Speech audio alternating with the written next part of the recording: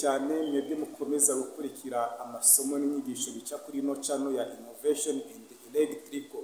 Uyu munsi rongiye tugiye kurebera hamwe cyangwa se kwigira hamwe uburyo ushobora gukora maintenance y'ibikoresho by'amashanyarazi, urugero nk'amatara, amaprize, circuit breakers cyangwa se amafusible. Ibyo byose rero tugiye kurebera mu buryo ushobora gukora maintenance yabyo mu gihe byagiye hari byashaje cyangwa se birimo gukora nabi. Urugero urabona izi switch nizo zicana amatara yo muri ino sare, ariko turacana ntabwo yaka. Kuba yataka rero tugiye gushaka ikibazo nyamukuru gituma amatara ataka kandi umuriro ntugere mu maprize.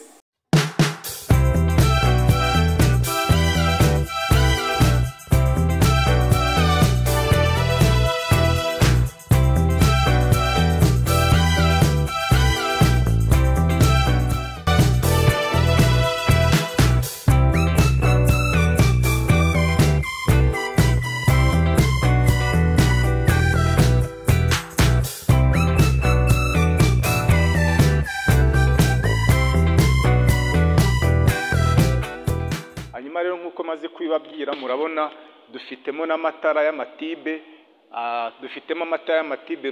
Ni ubwoko bw'amatibe, ntabwo ari za ampure, sizi zonyine, no hepfo hari izindi. Mbega murabona ko ari sare nini irimo amatara y'ubwoko bw'amatibe ya wate 20. Aya matara yose rero ntabwo yaka, kimwe na ziriya fusible mubonye nazo ntabwo zikora, na ziriya prize ntabwo zikora. Tugiye gushaka impamvu rero bitari gukora. Ese ikibazo ni fusible? Ese ikibazo ni amaprize cyangwa ikibazo ni amatara ataka?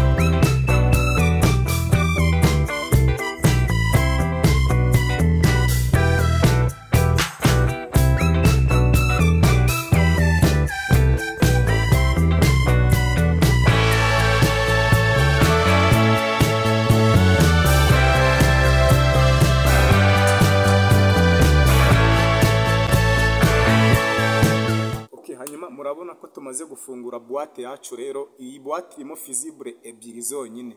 Izi fusible rero ntabwo zikora, zarapfuye. Urazamura ikongera ikimanura, wazamura ikongera ikimanura, bivuze ngo izi nazo zifite ikibazo.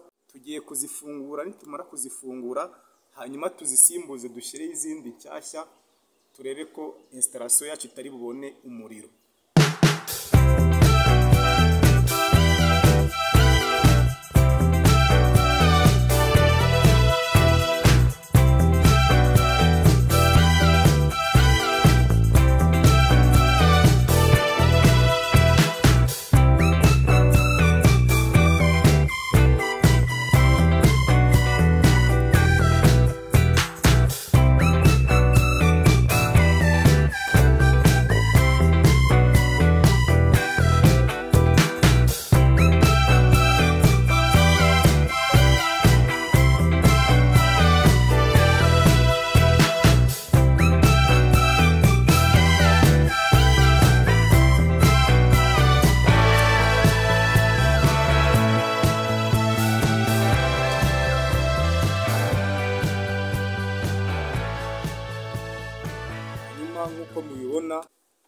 Nkuko mubibona twari dufite fusible za hageri muri installation yacu, ari nazo zapfuye.